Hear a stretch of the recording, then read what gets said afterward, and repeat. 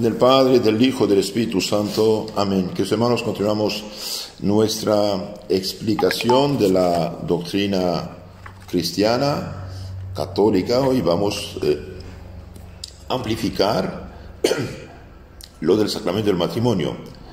En la lección anterior hemos analizado la lección 48, segunda parte, sobre el matrimonio. Hoy vamos a amplificar esto con el Catecismo Mayor del Papa San Pío X, que habla del matrimonio a partir de la pregunta 831 del Catecismo Mayor del Papa San Pío X. Entonces vamos a ver lo que dice el Catecismo y explicar un poquito.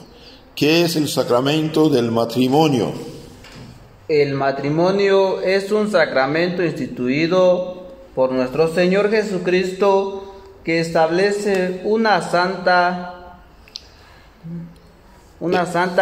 e indisoluble unión entre el hombre y la mujer y les da gracia para amarse uno a otro santamente y educar cristianamente a los hijos. Entonces, el santo sacramento del matrimonio es un signo sagrado instituido por Jesucristo nuestro Señor, que establece una santa e indisoluble, es decir, para siempre, unión entre el hombre y la mujer bautizados, y les da gracia, ayuda, luz, protección, para amarse uno a otro santamente,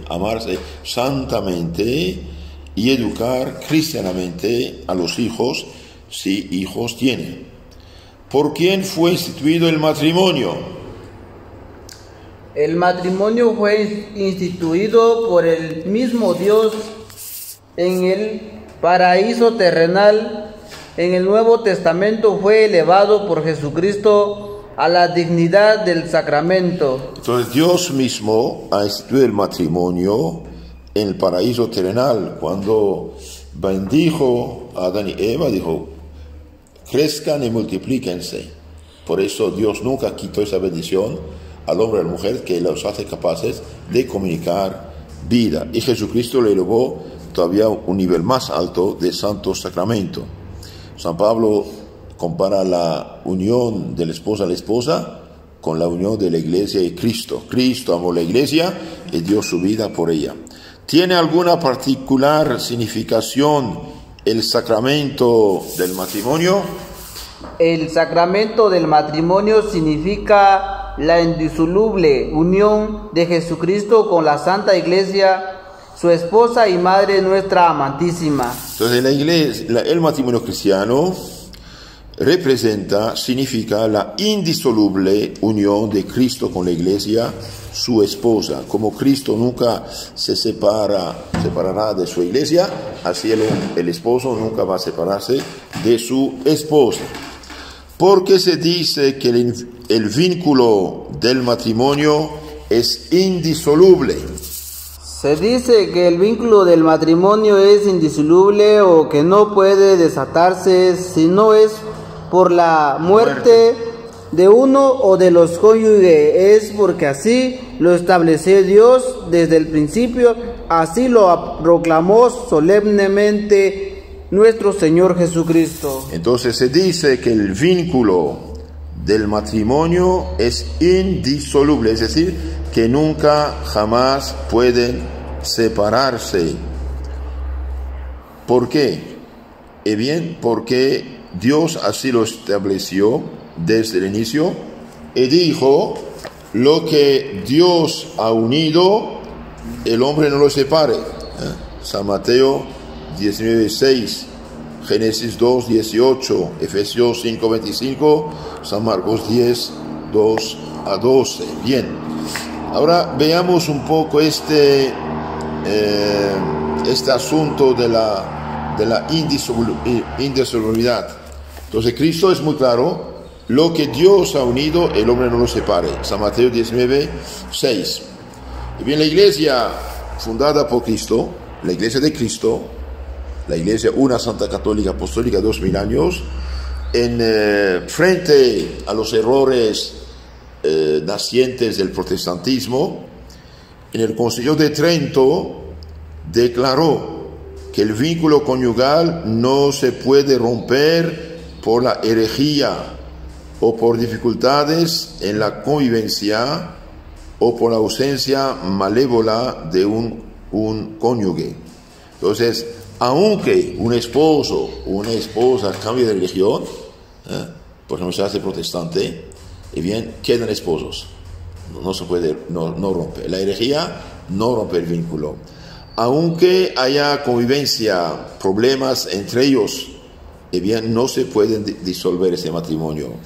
Y aunque uno dice, sea por malévola ausencia, se aparte, bien. Por ejemplo, un hombre abandona a su esposa, o una esposa abandona al esposo, ok. Y bien, aunque lo abandone, aunque vaya con otra persona, quedan casados, bendecidos, vinculados, sellados hasta la muerte. Entonces, no hay divorcio entre bautizados. Lo que Dios ha unido, el hombre no lo separe. San Mateo 19:6. Entonces, usted ve cómo la iglesia madre, verdadera iglesia, cómo es seria, cómo es respetuosa de la palabra de Cristo.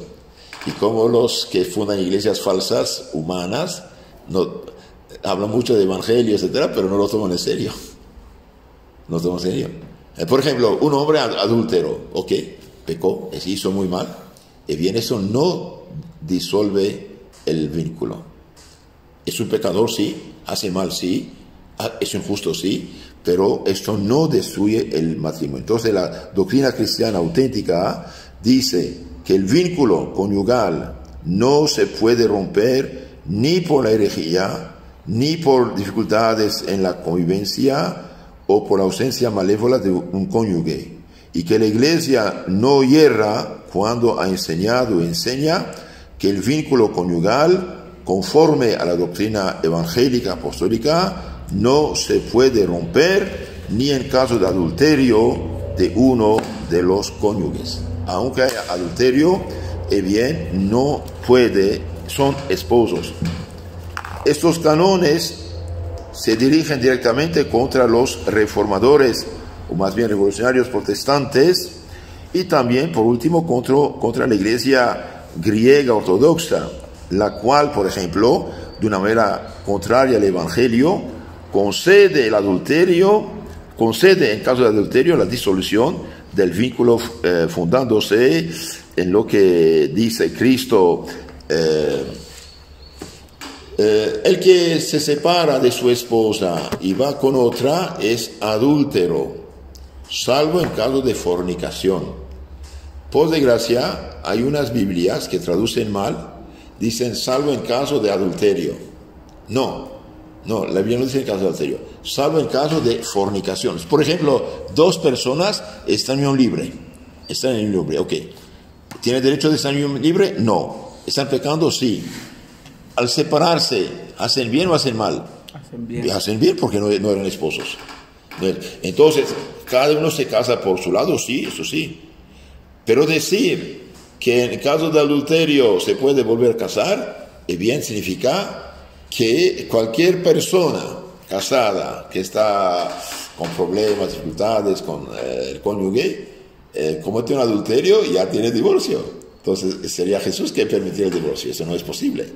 La Biblia, ¿verdad?, dice: el que separa de su esposa o su esposo va con otra es adúltero. El que se junta con un divorciado, una divorciada, es adúltero, salvo en caso de fornicación, es decir, salvo en caso de unión libre. Ahora, hay unas Biblias, por desgracia, mal traducidas, dicen salvo en caso de adulterio. No. Si Jesús permitiera el divorcio en caso de adulterio, toda persona que quiere separarse hace un adulterio y ya tiene el divorcio. Es falso esto, es totalmente falso. Entonces la iglesia dice, ni siquiera en caso de adulterio se rompe el vínculo conyugal, ¿sí? Preguntado Jesús por los fariseos si era lícito al hombre repudiar a su mujer por cualquier causa, les respondió el Señor citando Génesis 2:24: por tanto, lo que Dios unió, no lo separe el hombre. Lo que Dios unió, no lo separe el hombre. Dar livello, así es, esto es la Biblia. Entonces, ¿qué pasa? Ellos, los fariseos, objetaron que Moisés había ordenado dar libelo de divorcio y repudiar a la mujer. Entonces replicó Jesús: por la dureza de vuestro corazón os permitió Moisés repudiar vuestras mujeres, pero al principio no fue así. En San Mateo 19:8. Jesús vuelve a restaurar el matrimonio primitivo tal como Dios lo instituyera. Por eso dice el Señor: quien repudia a su mujer o divorcia, salvo caso de fornicación, de unión libre, eso es otro caso, y se casa con otra, comete adulterio. En San Mateo 19:9. La llamada cláusula de la fornicación, en griego, me epiporneia, de ahí viene pornografía, que también se encuentra en San Mateo 5:32, en forma algo distinta. Falta en los lugares paralelos de San Marcos 10:11. Esta cláusula no significa, según su contexto, excepción alguna a la ley universal de la indisolubilidad del matrimonio, pues la intención de Jesús fue la de restaurar el matrimonio en su orden primitivo, que no conocía el divorcio, y contraponer una enérgica antítesis, su mandamiento nuevo, a la ley laxa de Moisés. Entonces, por desgracia, hay gente que quiere absolutamente destruir lo que Dios ha establecido y traduce mal de una manera injusta, ¿no? Entonces, lo que Dios ha unido, el hombre no puede separarlo. No puede separarlo. ¿Por qué? Porque los dos se hacen uno según el plan del Salvador. De ahí la importancia de reflexionar bien, de rezar bien, de consultar antes de casarse a la ligera. Hay gente que por pasión quieren casarse a todas las MD sin medir lo que están haciendo. Una vez sellados en el nombre del Padre, del Hijo y del Espíritu Santo, absolutamente nadie en esta tierra puede separarlos. La pregunta 835 del Catecismo San Pío X: ¿en el matrimonio cristiano puede el contrato separarse del sacramento? No. En el matrimonio entre cristianos, el contrato no puede separarse del sacramento, porque para ellos no es otra cosa el matrimonio que el mismo contrato natural elevado por Jesucristo a la dignidad del sacramento. Entonces, el contrato y el sacramento van juntos. Es el mismo contrato natural. Un hombre o una mujer se entrega uno a otro. Jesucristo lo eleva al nivel, dignidad de santo sacramento sellado, bendecido por Dios mismo. No puede, por consiguiente, entre cristianos haber verdadero matrimonio que no sea sacramento. Entre cristianos no puede haber verdadero matrimonio que no sea sacramento. Entonces, ¿qué pasa con los católicos casados únicamente por el civil? Bien, no están casados frente a Dios, están en unión libre, están en fornicación. Un bautizado que se casa solamente por el civil y no por la iglesia, bien, frente a Dios está en pecado, no está casado. Ahora es verdad que tienen que casarse por civil. ¿Por qué? Porque los gobiernos desde décadas cambiaron las cosas, pusieron matrimonio civil. Ahora, el matrimonio civil tiene efectos civiles, pero el cristiano se casa por el civil y por la iglesia. Un católico casado por el civil, bien, frente a Dios no está casado. No puede comulgar, no puede confesarse, está en pecado. ¿Por qué? Porque Dios quiere para él algo más grande. Ahora, dos personas no bautizadas, casadas por el civil, es correcto, es matrimonio natural. Pero el cristiano necesita algo más. Dios le da algo mucho más grande que solamente lo natural. Por lo tanto, todos los católicos que se han casado únicamente por el civil, frente a Dios, bien están en pecado, no están casados. Por eso, de hecho, no comulgan y no se confiesan. Otra pregunta: ¿qué efectos produce el sacramento del matrimonio? El sacramento del matrimonio. Número 1. Acrecienta la gracia santificante. 2. Confiere gracia especial para cumplir todos los deberes matrimoniales. Entonces los casados por la iglesia, bien, claro, con el alma purificada, santificada, confesados, y bien, el momento de darle la bendición nupcial, la santidad crece en su alma. Crece la santidad de su alma. Supongamos, usted tiene 40 grados, 40 watts de luz, ¿ok? Y bien, llega a 80, a 100 veces más. Entonces, poniendo la gracia, comparamos con watts de luz, ¿sí? Tiene 50 grados de santidad, y bien, llega a 80, 100 o 200. Al mismo tiempo, crece la fe, la esperanza, la caridad. Crecen las virtudes cristianas, fe, esperanza, caridad, prudencia, justicia, fortaleza, templanza y los dones del Espíritu Santo. Primero. Segundo, el matrimonio cristiano confiere a los esposos una gracia especial para cumplir todos los deberes matrimoniales. Eso es muy hermoso. Entonces Dios se compromete con los esposos de darles ayuda, socorro, luz, protección, paciencia, fortaleza, ganas de cumplir con sus deberes y obligaciones, con tal que no vivan el pecado mortal, eso sí.